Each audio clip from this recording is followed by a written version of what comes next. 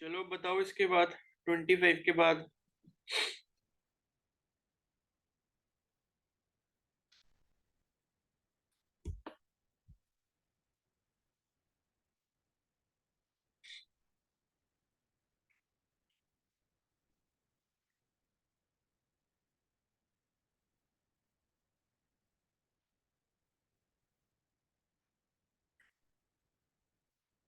25 के बाद बताओ।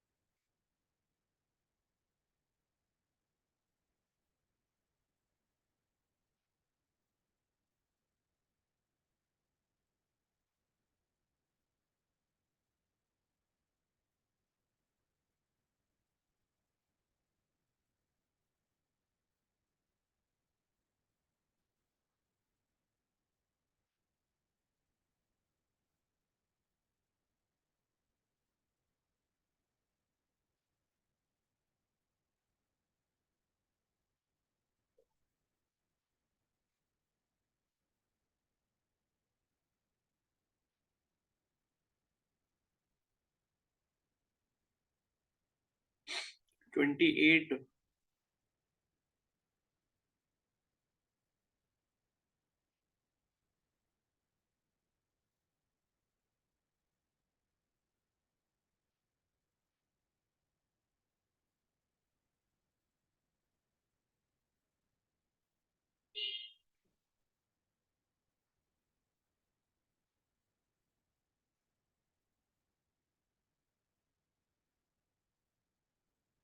देखो 28 में क्या पूछा है कि in a laminar flow the velocity of liquid in contact with the walls of the tube is.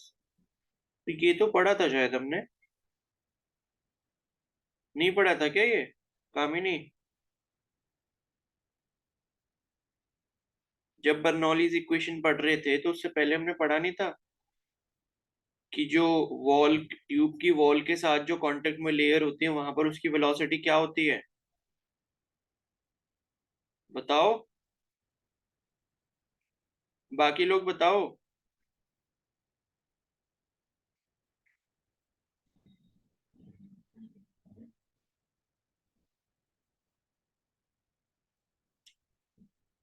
भाई क्रिटिकल वेलोसिटी कैसे आ जाएगी यहाँ?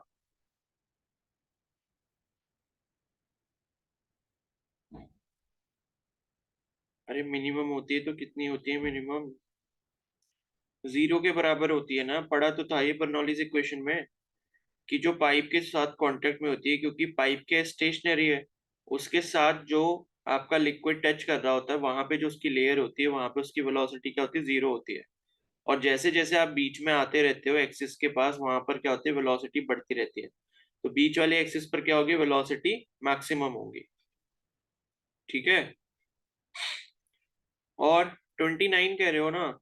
In case of a streamline flow of a liquid which is incompressible, consider these streamlines A, B and C। ठीक है।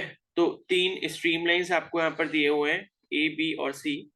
Streamline का मतलब ये है कि जो लिक्विड फ्लो कर रहा है उसमें से लाइक आपको लेयर्स दे दिए हैं ए बी और सी।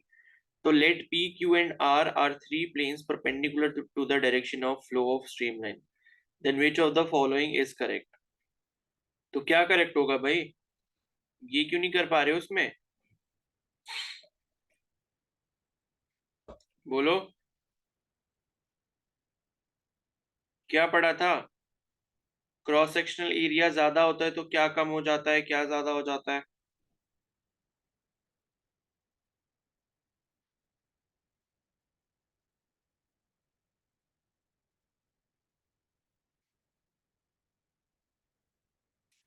देखो पहला जो लिखा है वो लिखा है कि मास फ्लो पर सेकेंड, जो आपका पी वाले पे होगा, क्यू वाले पे होगा, आर वाले पे होगा। मतलब पी वाले पे ज्यादा होगा, क्यू वाले पे उससे कम होगा, आर वाले पे उससे कम होगा। तो ऐसा होगा क्या? भाई मास का फॉर्मूला क्या होता है? Volume into density. और वॉल्यूम क्या होता है? Cross sectional area into length. तो क्रॉस सेक्शनल एरिया अगर ज्यादा होगा तो वहां पर क्या होगा, मास ज्यादा नहीं आएगा।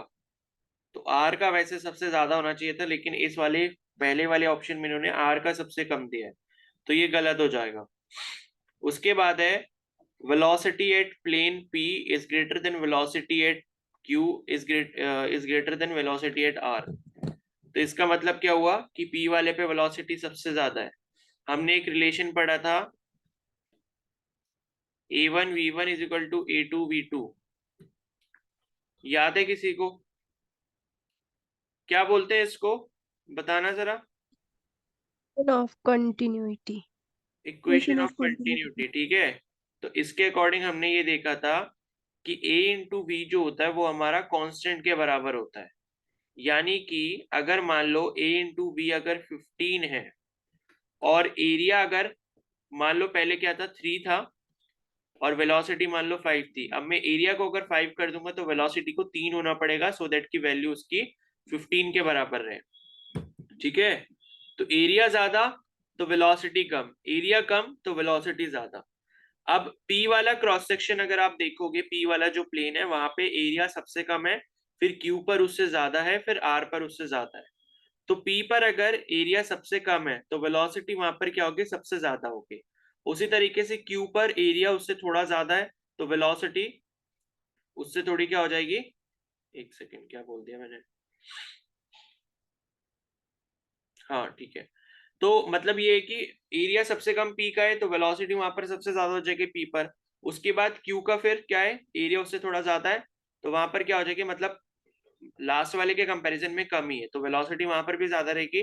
और उसके बाद आर का एरिया जो वो सबसे ज्यादा है तो वहां पर वेलोसिटी सबसे कम हो जाएगी। तो VP is greater than V Q is greater than V R, ये सही स्टेटमेंट है। ठीक है, और उसके बाद है तीसरा वाला कि N P is greater than N Q is greater than N are.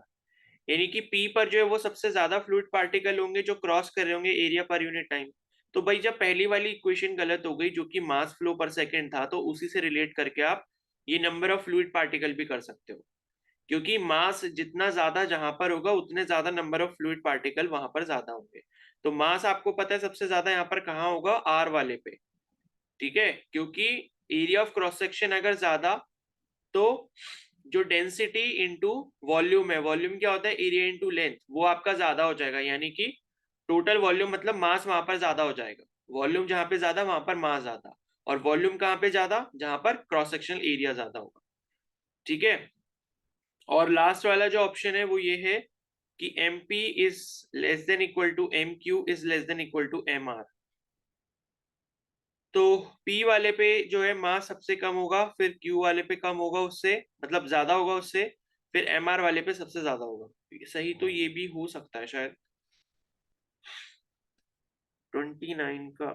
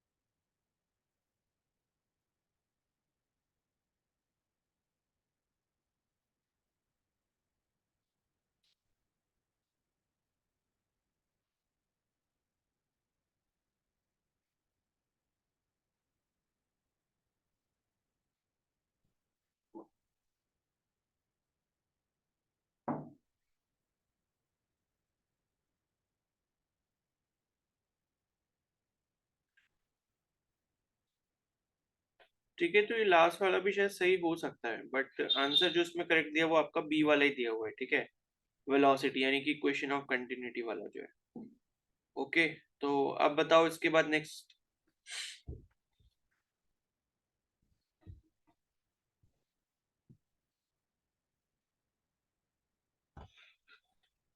Next question बताओ।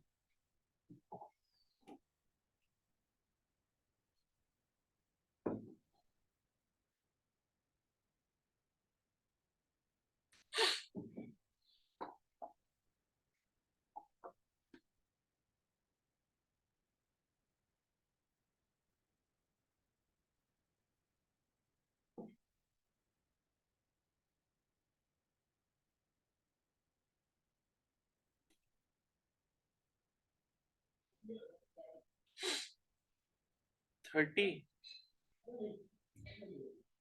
30 में क्या दिक्कत हो गई भाई? 30 में इक्वेशन ऑफ कंटिन्यूटी नहीं लगाओगे? डायमीटर आपको दिया है, एरिया मैंने कल आपको निकालना सिखा दिया था। सर उसमें मिनिमम और मैक्सिमम वो कैसे निकालेंगे? जी तो क्या रेशियो तो निकालना है ना, क्या निकालना है? 30 में आपको क्या निकालना है? अच्छा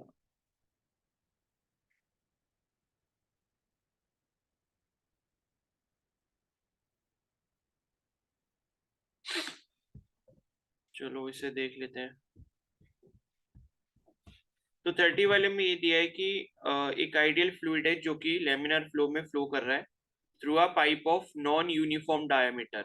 the maximum and minimum diameter of the pipes are 6.4 and 4.8 centimetre. The ratio of the minimum and maximum velocity will be. ठीक है, तो लाइक आप मान लो कि आपका जो पाइप है वो कुछ इस तरीके का है।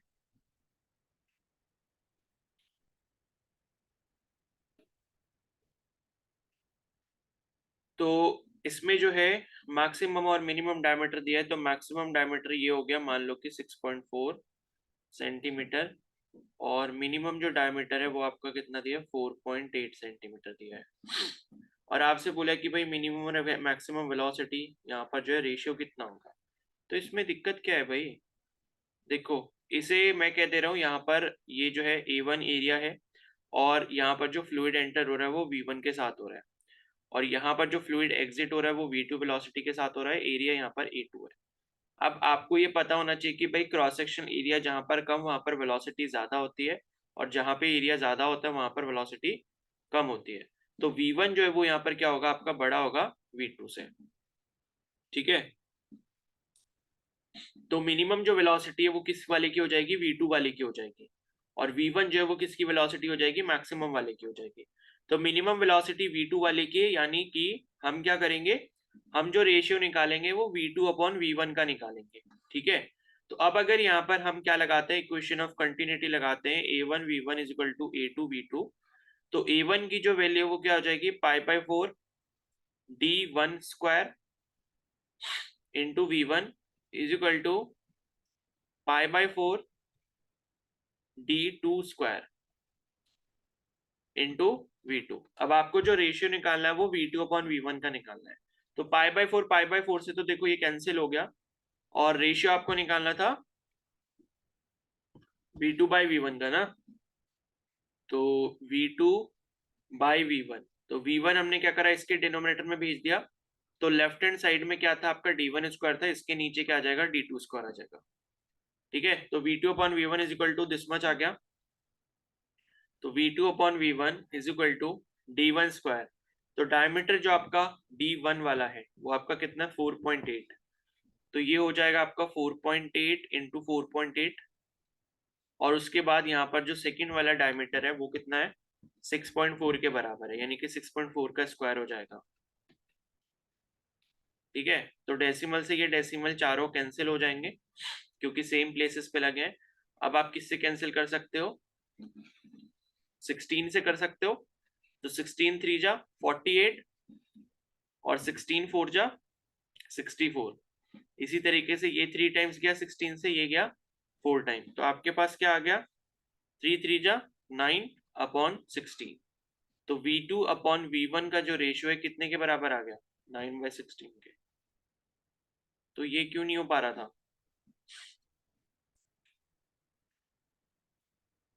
अब हो गया क्लियर? Yes sir.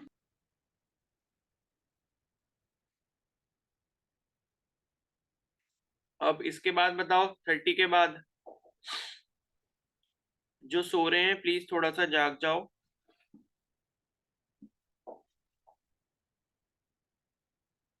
30 के बाद बताओ, नहीं बताओगे तो देखो फिर मैं नहीं कर पाऊंगा फिर आगे।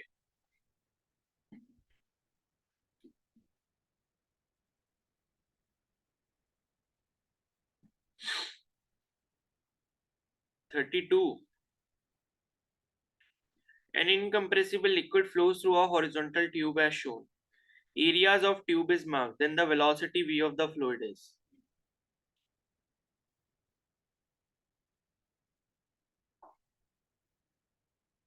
तो इसमें क्या दिक्कत है, इसमें भी वही लगा दोगे इक्वेशन ऑफ कंटिन्यूटी। भाई एक साइड से जो एंटर कर रहा है उसमें equation of continuity a1 v1, और दूसरी साइड में जो एंटर कर रहा है a2 v2 plus a3 v3, उसके बराबर रख दोगे तो आपको सॉल्व करके आंसर मिल जाएगा ना।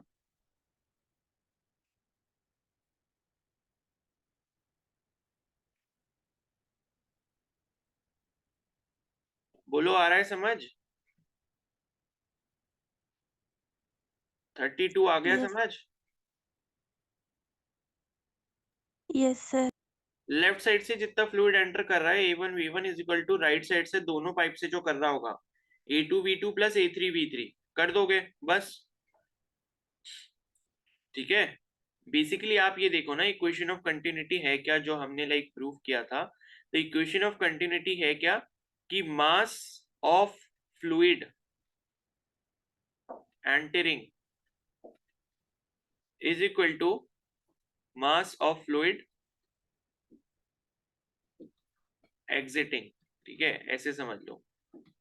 तो ये जो एरिया इनटू मतलब a1 v1 जो आपका आया था वो किस तरीके से आया था, लाइक यहाँ पर आपने क्या करा था, लाइक ये जो मास फ्लो रेट होता है मतलब जितना फ्लूइड एंटर हो रहा है और उसके बाद राइट हैंड साइड से भी उतना ही निकलेगा, उसमें आपने सारी चीजें करके क्या करा था, ये रिलेशन बनाया था a1 v1 is equal to a2 v2। ठीक है, तो ऐसे कर लेना। उसके बाद कौन सा है 32 के बाद?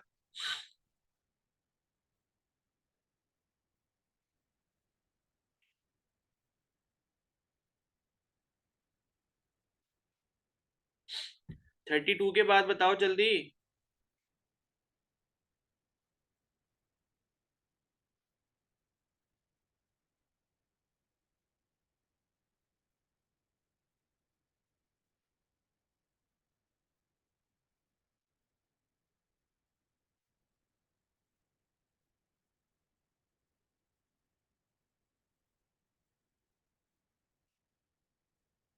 थर्टी एट, 35,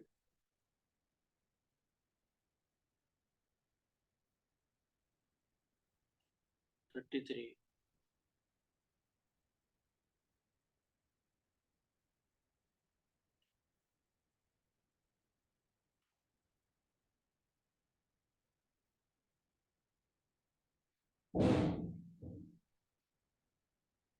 शिखा 33 कर लिया आपने?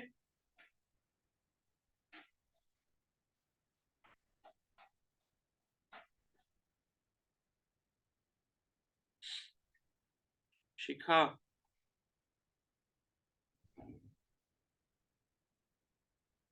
रितु अब क्यों भेज रहे हो जब अगला नंबर आपका आने वाला है तो, कि 33 बता दो, अभी तक क्यों नहीं बोला? शिखा आवाज आ रही है या मैं रिमूव कर दूं?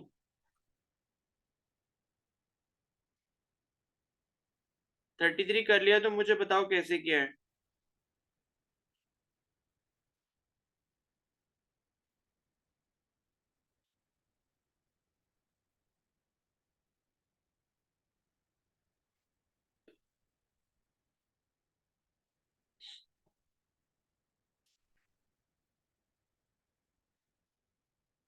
थर्टी थ्री वाला देख लो जल्दी से एक बार। The cylindrical tube of a spray pump has radius r। ठीक है, one end of which has n fine holes, each of radius r. If the speed of the liquid in the tube is v, the speed of the ejection of the liquid through the holes is। ठीक है, तो ये कैसे कर सकते हो, ये भी ऊपर वाले की तरह करना है 32 की तरह। यहाँ पर आपके n नंबर ऑफ होल्स दिए। ठीक है, तो कैसे करोगे, एक सिलेंड्रिकल ट्यूब है of a spray pump.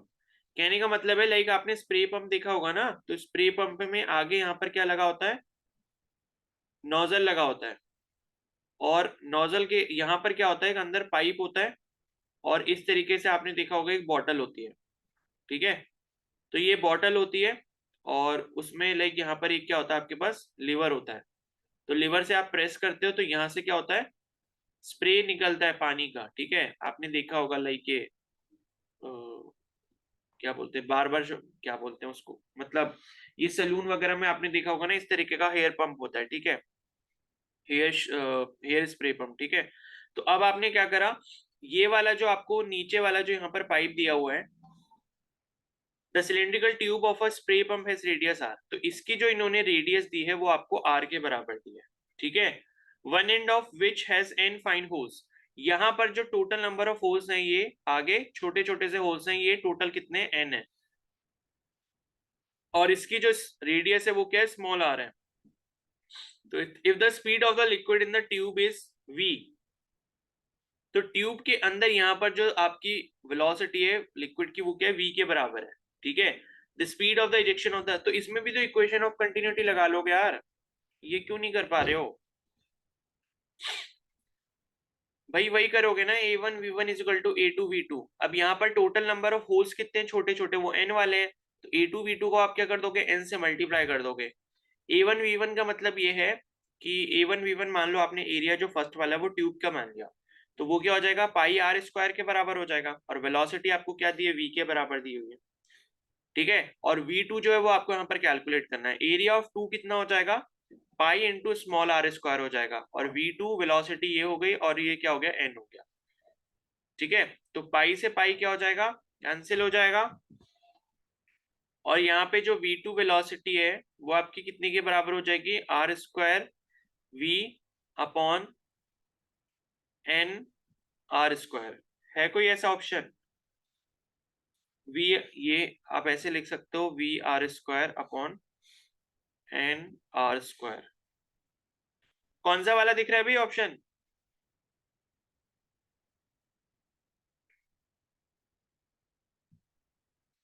B वाला, ठीक है। तो बी इसका आंसर हो गया, इसमें क्या दिक्कत थी भाई, सिंपल सा तो क्वेश्चन है।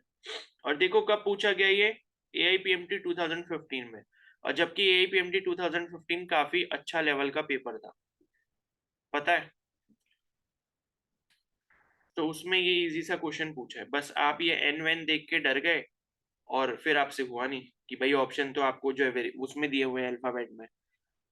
और बताओ इसके बाद 33 के बाद बताओ,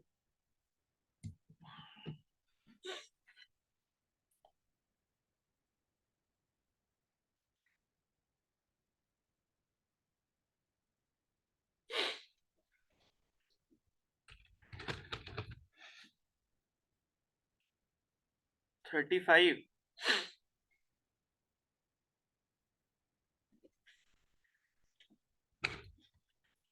Air is streaming past a horizontal plane's wing such that its speed is 120 metre per second over the upper surface, ठीक है। तो यहाँ पर एयरप्लेन की विंग की बात हो रही है। तो एयरप्लेन का जो विंग होता है वो आपका किस तरीके का होता है, लाइक कुछ इस तरीके का होता है, ठीक है, जिसे आप एरोफॉइल भी बोलते हो।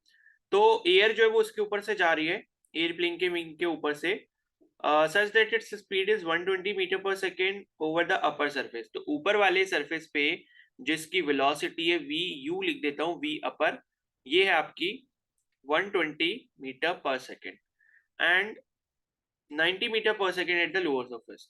तो वी एल जो है, वी लोअर सरफेस जो है वो कितना है, 90 मीटर पर सेकेंड के बराबर है।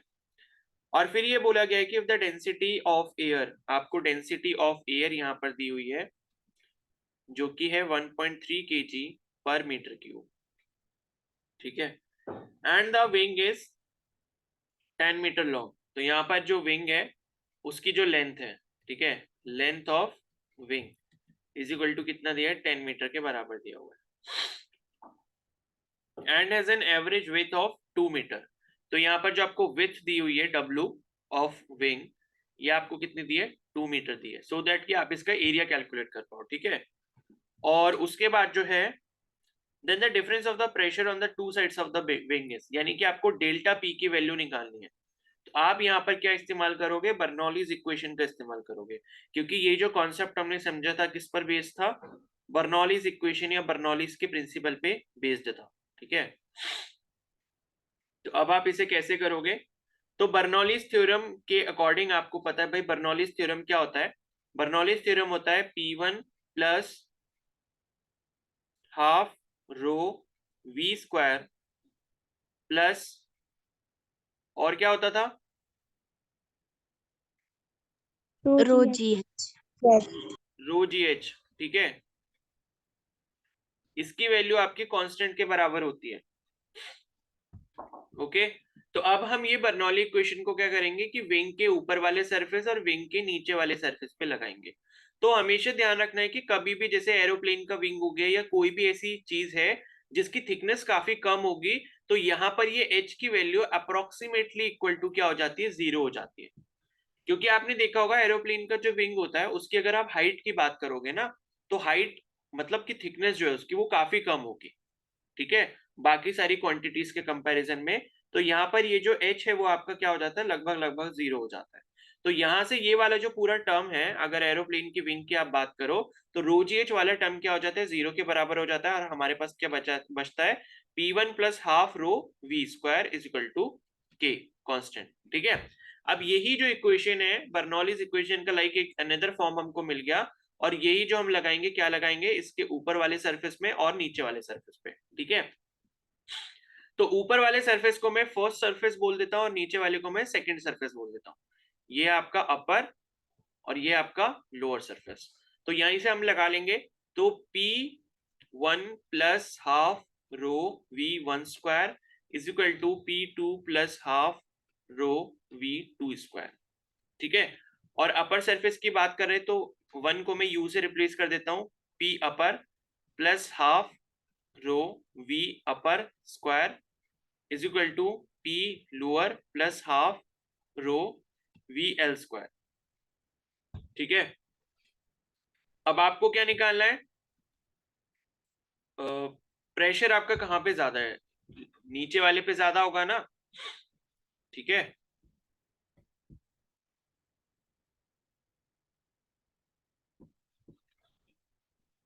तो इसे आप ये कर लो,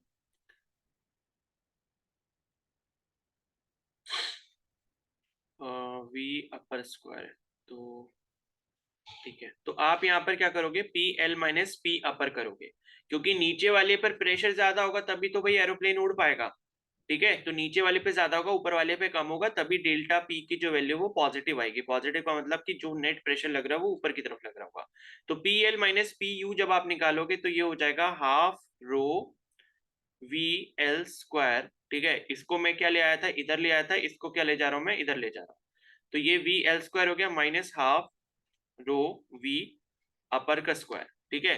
तो ये इसको मैं डेल्टा पी लिख देता हूँ, डेल्टा पी की वैल्यू हमको निकालनी है, और ये जो हो जाएगा क्या हो जाएगा, half rho V L square minus V upper का स्क्वायर, ठीक है, इतना हो गया। फिर हाफ रो की वैल्यू आपको कितनी दी है, 1.3 kg पर मीटर क्यूब दी है। वी एल स्क्वायर नीचे वाले सरफेस पे जो वेलोसिटी है वो कितनी है भाई, एक सेकेंड कुछ गड़बड़ हो गई शायद,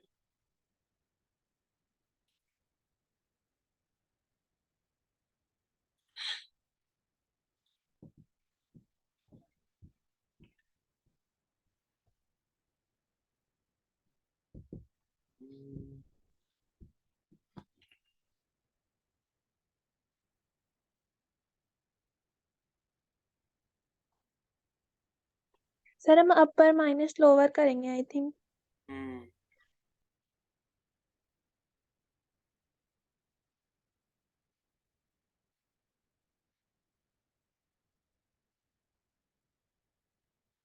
चलो वो कोई दिक्कत नहीं है, उससे साइन से कोई प्रॉब्लम नहीं है, ठीक है। नेट जो वैल्यू आएगी वो आप कैसे भी निकाल सकते हो, साइन ही चेंज आएगा बस, ठीक है। तो कोई दिक्कत नहीं है, वीएल स्क्वायर जो है, वीएल की वैल्यू आपकी 90 के बराबर है, मतलब नीचे जो वेलोसिटी 90 के बराबर है, तो ये कितना हो जाएगा, 90 इंटू 90 हो जाएगा, माइनस ऊपर वाली जो वेलोसिटी थी वो कितनी थी, 120, तो 120 इंटू 120 हो गया। अब ये 1/2 हो गया, 1.3 हो गया, इंटू 9 9 जा 81 होता है, ये 8100 हो गया, माइनस 12 12 जा 144 होता है, और ये आ गया 00।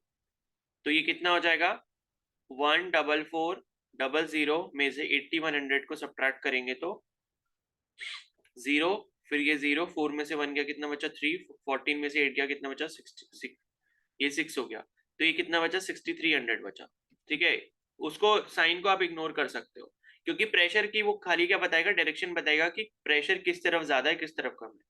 तो 1/2 इंटू 1.3 इंटू ये कितना हो जाएगा 6300 हो गया। ठीक है, अब ये 2 से कैंसिल हो जाएगा, 2 3 जा, 2 1 जा, फिर 1 0 5 जा और ये 0। तो 3150 को आप क्या करोगे 1.3 से मल्टीप्लाई करोगे, तो 13 0 जा 0, 13 5 जा 65, 13 1 जा 13, 19 हो गया, 13 3 जा 39 40 और ये 4095 आएगा। ठीक है, तो 4095 पास्कल, ये जो है आपकी प्रेशर की वैल्यू हो गई।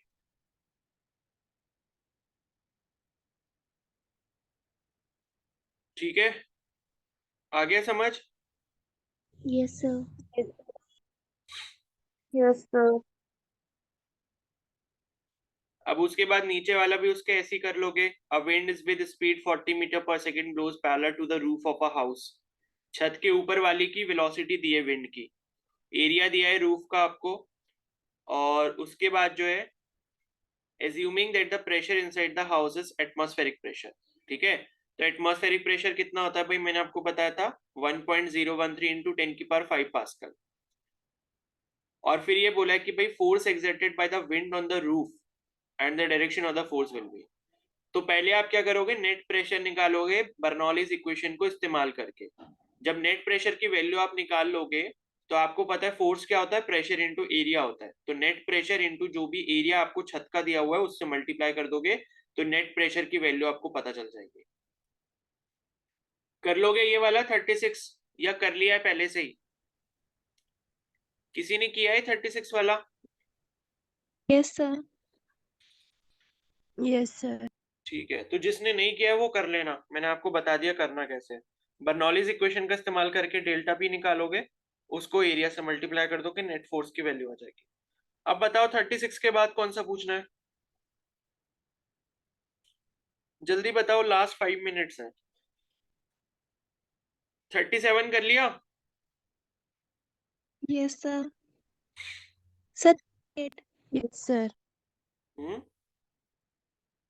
क्या चीज? 38 38। बता। 38, 38। 37 सभी का हो गया है?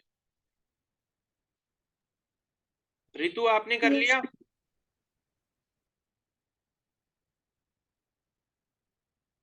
तो भाई क्यों नहीं करते हो क्वेश्चन, और ना बोलते हो कि नहीं किया भी नहीं है मतलब मैंने।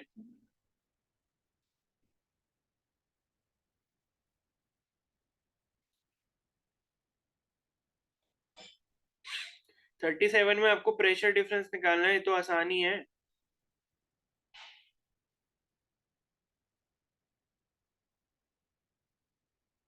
ठीक है, तो 37 में आप क्या करोगे, पहले आप इक्वेशन ऑफ कंटिन्यूटी लगाओगे, उसमें फिर दूसरे एंड की वेलोसिटी निकालोगे, फिर बर्नौलीज इक्वेशन लगाओगे, उसके बाद वेलोसिटी निकाल वो क्या बोलते हैं प्रेशर की वैल्यू निकालोगे, डेल्टा पी निकालना है इसमें भी, प्रेशर डिफरेंस। ठीक है, 37 ट्राई कर लेना एक बार, मैंने आपको बता दिया। पहले इक्वेशन ऑफ कंटिन्यूटी लगा के एक साइड की जो आपको वेलोसिटी नहीं दी है वो निकालोगे, और उसके बाद बर्नौलीज इक्वेशन लगा के आप क्या निकालोगे, प्रेशर डिफरेंस की वैल्यू निकालोगे। कर लेना 37 वाला, जिसने नहीं करा है कल मैं पूछूंगा सभी से ये वाला 37 वाला। ठीक है, इंपॉर्टेंट क्वेश्चन है, एम्स में आया ये 2019 में। उसके बाद नेक्स्ट है, seal tank is two openings is shown below, one at near the top and other at near bottom. Let height of water filled above the bottom opening is h। ठीक है, and a compressor producing a pressure p is connected on to top opening। ठीक है, velocity of water obtained from lower opening is।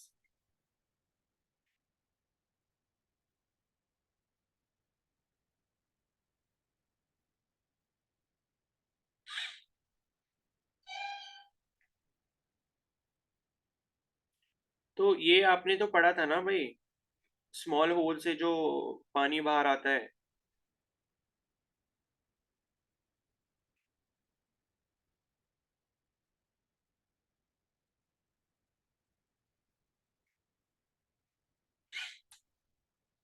तो इसमें जो अनोखी चीज इन्होंने करी है वो ये करी है कि बस इन्होंने एक ऊपर कंप्रेशर जो है वो जोड़ दिया है इस सेटअप में। अगर ये नॉर्मल सेटअप होता तो आपकी जो वेलोसिटी हो जाती वो √2gh के बराबर हो जाती, अगर खाली एटमॉस्फेरिक प्रेशर जो है वो काम कर रहा होता। लेकिन यहाँ पर एक पी प्रेशर और काम कर रहा है, जिसकी वजह से क्या होगा, यहाँ पर वेलोसिटी आपकी बढ़ जाएगी। ठीक है, तो वो कैलकुलेट कैसे करेंगे,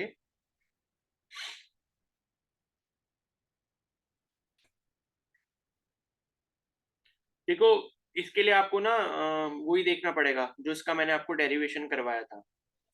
जो हमने डेरिवेशन करा था ना, तो उसको जब आप देखोगे, ठीक है, तो ये मैं आपको कल बता दूंगा। मतलब डेरिवेशन में जो था ना, लास्ट में हमारा एक एक्सप्रेशन आया था v इक्वल टू √2gh। ये किसके लिए था, जब लाइक आपका एक टैंक है एंड इस टैंक के ऊपर क्या काम कर रहा है, एटमॉस्फेरिक प्रेशर काम कर रहा होता है, तो उसके लिए ये वाला एक्सप्रेशन बन जाता है। लेकिन जब ये टैंक ऊपर से क्लोज्ड था तो हमारे पास रूट में कुछ बड़ा सा एक्सप्रेशन आया था यहाँ पर, आपको शायद याद होगा। ठीक है, मैं एक बार देख लेता हूँ अगर मिल जाएगा अभी तो।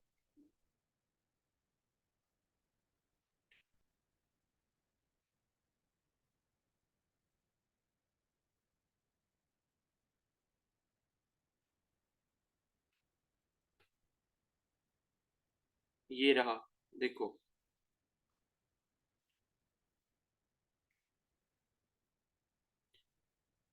देखो ये वाला जो एक्सप्रेशन आया था ना आपके पास, ये,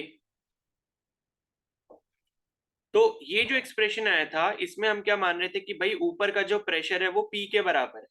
तो ये जो एक्सप्रेशन में आप ये पी की वैल्यू देख रहे हो ना, ये पी की वैल्यू, ये वही पी की वैल्यू है जो आप यहाँ पर इसमें रखोगे। ठीक है, तो ये वाला एक्सप्रेशन जब आप यूज करोगे 2gh plus 2p minus P atmospheric upon rho, तो इसमें जो आपके पास ये p माइनस पी ए की जो वैल्यू आ जाएगी वो √gh के बराबर आ जाएगी।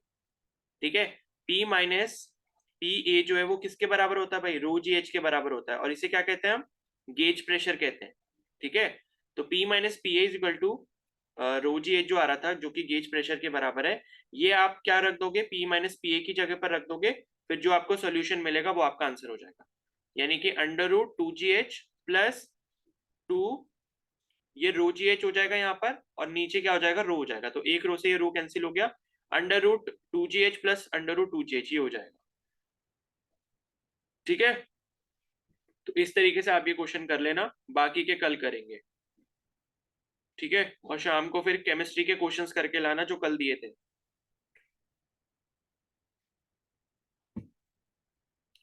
चलो अब आप लीव कर सकते हो फिर।